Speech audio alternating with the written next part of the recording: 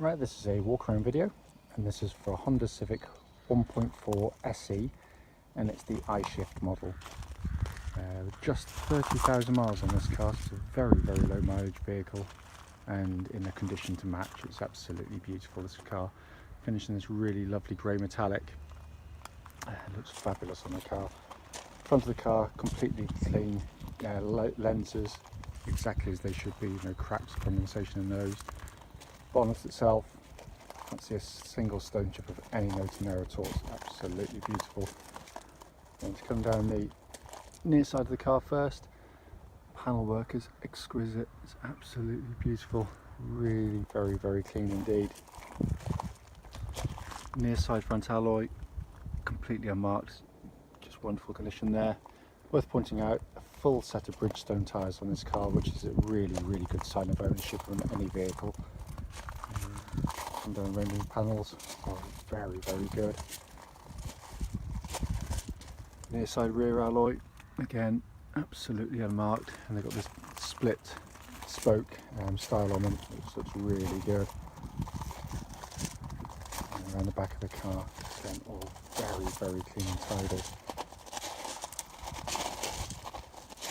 And to the offside of the car, as with the near side, it's pretty much mirror smooth in the panels there. It's absolutely beautiful condition. Again, offside rear alloy, again absolutely fantastic. And the remaining panels, very, very nice indeed. I always point out, it's not to say you won't find the odd little mark, any little brush mark, maybe polishing out something on the car. There's always something on a used car. You know, it's a 7-year-old vehicle ultimately. But it is in very, very, very nice condition. Coming into the boot area, lovely big boots in these cars, 60/40 fold in the rear seats there, but all in lovely condition. Just missing the cap on top of the suspension turret there, just a little cover. We'll see if we can find one. I can't promise it, but I'll do my very best for you. Let's come inside the car now. Inside rear door card, absolutely unmarked. Carpeted areas are all in absolutely beautiful condition back here. And this shows the seats back here in their vertical position, which forms part of this brilliant magic seat design by Honda. So you get this extra stowage area. Drop them down, all beautifully engineered. Just lift the lever up and drop it down. It's as simple as that. With the seats down, you can see just how much legroom you get. There's loads of legroom. Bear in mind, these seats are set back for me, and I'm 6 foot tall. So that's about as bad as you'll see in the back, and it's still better than most. And the rear seat conditions, absolutely fantastic. And this is front door card, as with all the others, lovely condition again. Footwell area on the passenger side, absolutely unmarked. And front passenger seat, again, given very, very light use indeed. So driver's door card now. And all absolutely fantastic. Again, footwell areas as clean as you'd hope to see, and driver's seat matches the others, and that it's in really great condition. So sat inside the car now. Engine's running through a section of the video, so you can actually see the dashboard illuminated. Dashboard, to all intents and purposes, looks absolutely factory fresh. It's in just beautiful condition in here. All the little recesses have been kept really nicely. And you've got your automatic gearbox lever, which you can use for manual driving as well if you so wish, which I'll explain more about in the following road test video. Just to come up here, it really is in fantastic order. If I just pan in and I'm going to come back out again, hopefully you can see there, 30,309 miles, and apart from a low fuel light, there's no warning lights on that dashboard at all. Not that you'd expect it to be, and that is that's pretty much the view you get as a driver of the dashboard, and it is just so unique. It's wonderful. Just quickly show you, owner's manual pack is here, as is the lock and wheel nut key for the car. So finally, just to come under, another wonderfully presented engine bay by Honda. All the maintenance points are very easy and accessible. They can use a joy to work on if you need to in terms of daily maintenance. More of which in the following road test video. Right then, this is a quick road test video, and this is for a Honda Civic 1.4 i-Shift SE.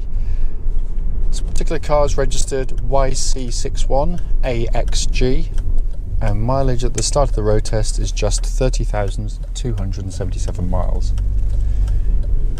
Reason for doing the road test is essentially so customers who have seen the car in an advert online actually get to see that very car in operation. It's not just one that we've just picked out for demonstration purposes. It is the very car. It's so basically you get to see it. If there's any issues with the car, we can and we will relay them back to you as part of the road test. Road test's also done on these lovely quiet country roads very close to our premises, so hopefully be representative of what you'd feel yourself after the test drive. So coming to the car itself, clearly with such a low mileage and lovely maintenance. So that's just if you hear a ping, that's it's frosty this morning, so it's just warning me about the frost outside. You'd expect the engine to be good, you expect the car to be good, and without wishing to be a spoiler, clearly the car is. It's absolutely beautiful, but I will go through it one by one. But also I'll spend a bit more time on the gearbox on this one, just to explain how to operate it, or to get the best out of it in the way I like to anyway. But engine, beautiful units, starts absolutely instantly, settles to a completely even idle, and it's such a willing, refined engine. They are really fabulous units.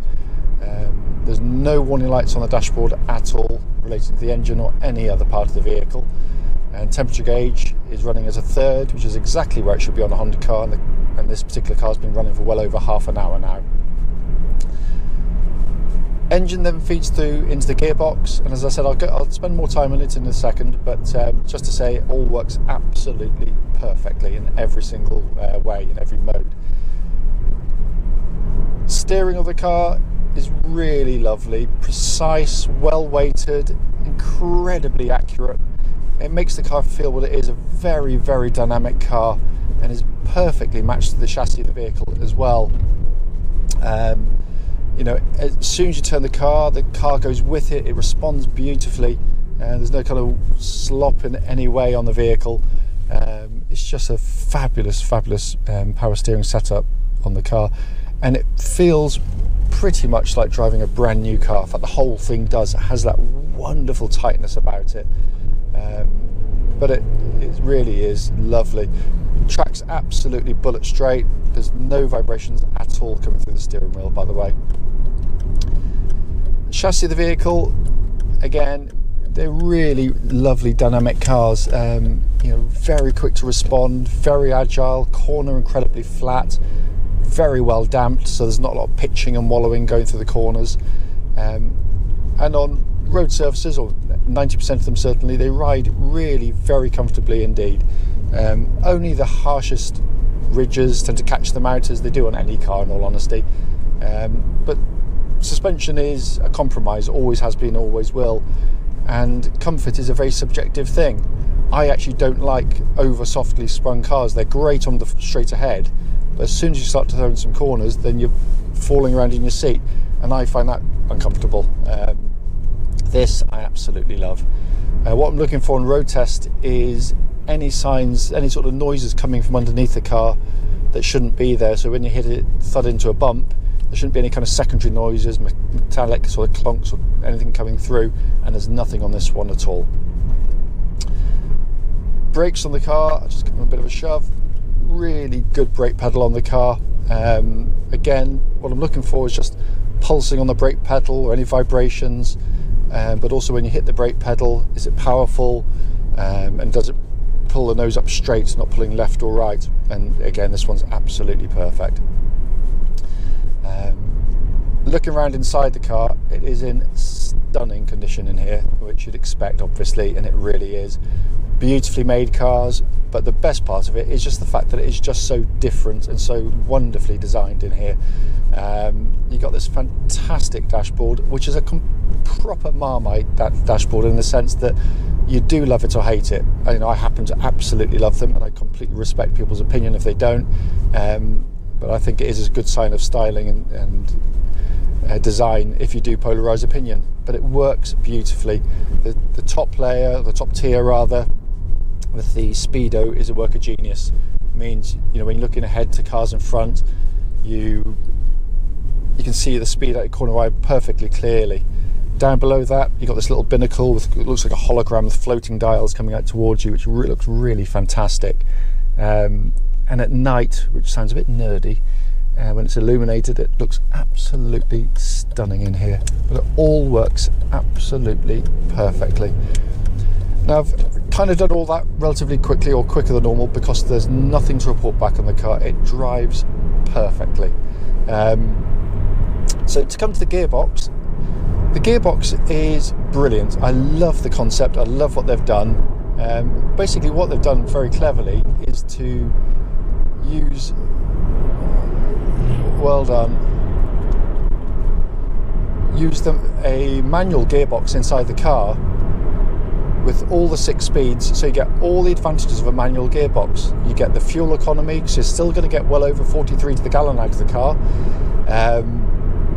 You're also going to get the reliability of a manual gearbox, so if anything ever goes wrong, which is virtually never, you don't have the huge repair costs of a full automatic. If you want to, you just, when you select drive in the car, you just push it to the left and it says A on the top of the dashboard there for automatic, and it also tells you what gear you're in. Just leave it in that, just drive it as an auto, it drives exactly the same. However, if you want to use the manual setting, and the way I tend to use these cars is really simple. If the roads are busy, I tend to use automatic, so you're not on and off the gear lever the whole time. However, if I'm just driving normally around as I would now, I tend to use the manual setting because it's so simple to operate. The way to do it, and also I should just point out, you cannot stall the car in manual either. So if I was in 6th gear, which I will demonstrate in a second, and I hit the brakes but forgot to change down manually, it'll change down for you because it'll sense that you're going too slow for the gear, basically. But anyway, I'll come to that. So currently I'm in 5th gear as in automatic, because it's just telling me what gear I'm in. At any time and at any speed, if you want to go into auto, just tap the gear lever to the left. It now has got rid of the A on the dashboard, so it's telling me I'm in 5th gear still. So if I want to change gear, I've got to do it. So if I want to change up or down, basically down, you pull the lever towards you. To go up, you push it away from you. So if I want to change down, pull it back, I'm in 4th gear. It's as simple as that. And what's brilliant about it is it also will rev match, which basically means if you just chuck down a gear, go down a gear in a normal car, you'll just go lurching forward. This blips the revs on the engine to match the forward speed of the car. It's very clever. So 4th gear now, if I want to change up, just tap it up into 5th, tap it up again, I'm in 6th. It's as simple as that. If you want to use the paddles on the steering wheel, left hand one goes down, right hand one goes up. So 6th gear currently, to come down the gears, tap it once, I'm in 5th, tap it again, I'm in 4th, and it's very, very, very smooth. And to change up, 5th, 6th, simple as that. I mean, it really is genius and brilliant if you're going to overtake a car and you don't want to, get floundering in the wrong gears. Quite often automatics will. So just to show you very quickly, make sure there's no one behind me. I'm currently in 6th gear now, and I'm going to come pretty much to a stop. I'm hitting the brakes. 5th gear, 4th gear, 3rd gear, 2nd gear, 1st gear, and I haven't stalled. Obviously, if I pull away, it just revs. It won't change up for me unless I do it myself. But it just means that if you're worried about ever stalling the car, you can't. You simply can't do it. It is a brilliant, brilliant gearbox, and it's fabulously easy to use. It's simple, and it doesn't scare people into not using it, basically. But the car is wonderful. If you've got any questions about the car, don't hesitate, do give me a call.